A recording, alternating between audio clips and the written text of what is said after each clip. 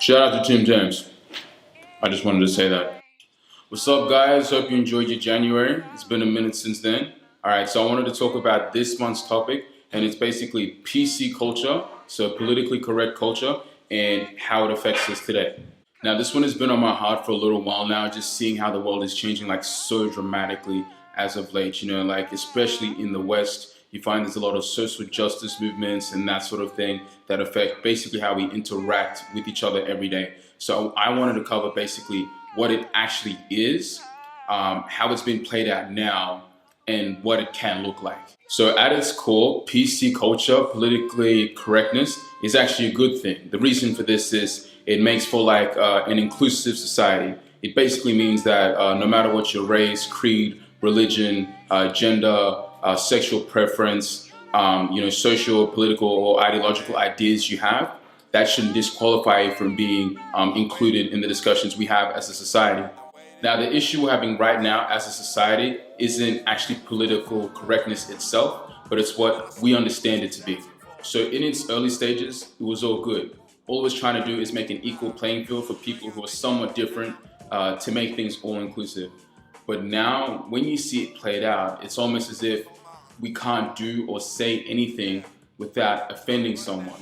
Now, I'm all for obviously being respectful for people's thoughts and ideas, but there definitely is a line, and I feel like that needs to be discussed. Now, a bit of a backstory to this. Some people might know, some people may not. I actually spent 6 months working and living in Disney World, and this was about 2 years ago. So I think that's a really good example of PC culture. I'm using America as an example because we find that in the West, the things that America happens to ends up happening over here in Australia. So, like I said, I spent 6 months living and working there in somewhat of a fairy tale environment, I guess. And you can understand a respectable, family sort of oriented company. So they want to be inclusive of all people, just of all people, right? But one of the biggest things I found, just even traveling throughout the U.S. versus being and living in Australia, is at that point in time, people in the U.S. are so aware that, like, number one, people are different, and I think that's something that we don't necessarily have in Australia. But at the same time, what comes with that is people are almost scared to say anything in a sense because they're too worried about offending anyone. And this is a big deal because we can't get along as a people and as a society if we can't at least conversate. So I basically want to discuss some of the issues we're currently having with PC culture and what we can do about it. So I can think of two elements of PC culture that are definitely hurting us as a society. So with number one, it's basically that disagreeing with someone politically, religiously, on their ideologies translates to you actually hating them.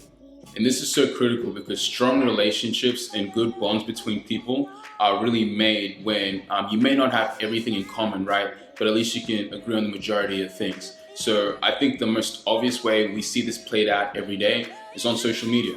You'll see like a political campaign happening or a vote for something like, so for example, in the last 6 months or so, Australia, we just got, we had a vote to basically see if people who identify themselves as gay can get married, right? Now, even though this might be a little slow compared to some other Western countries, we've just had that vote.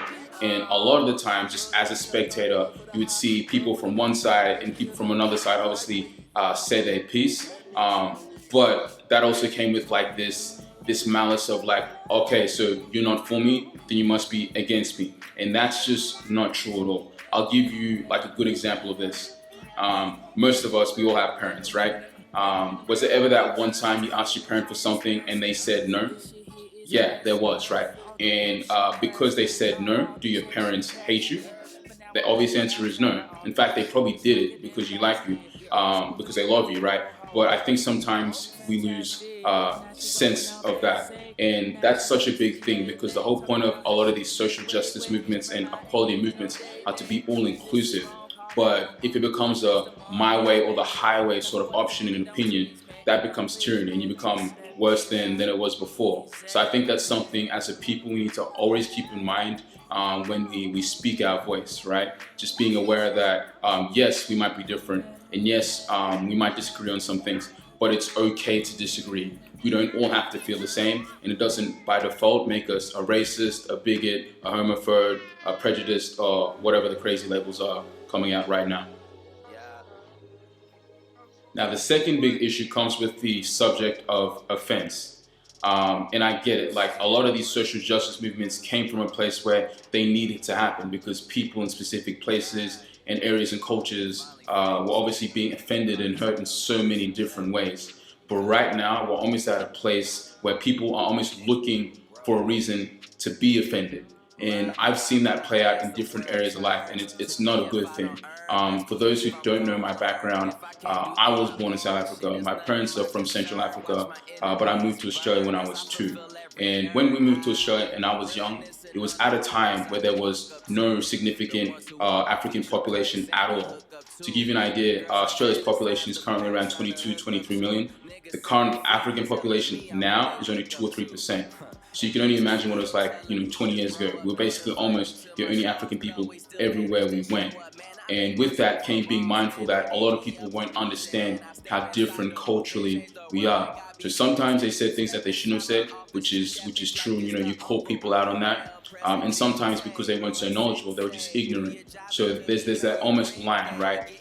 It's almost like being mad at a child when they swear. You'll tell them that it's wrong, but they completely don't understand why. So that's one thing to be mindful of. But those two isn't what's happening right now.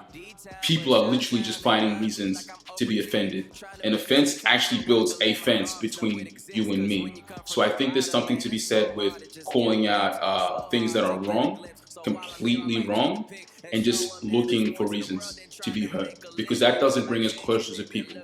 It pushes us away. So I think, on platforms and on forums where we can speak our mind and exchange political and ideological ideas, it's really smart, really helpful just to, number one, listen to what someone's saying instead of being so quick to speak.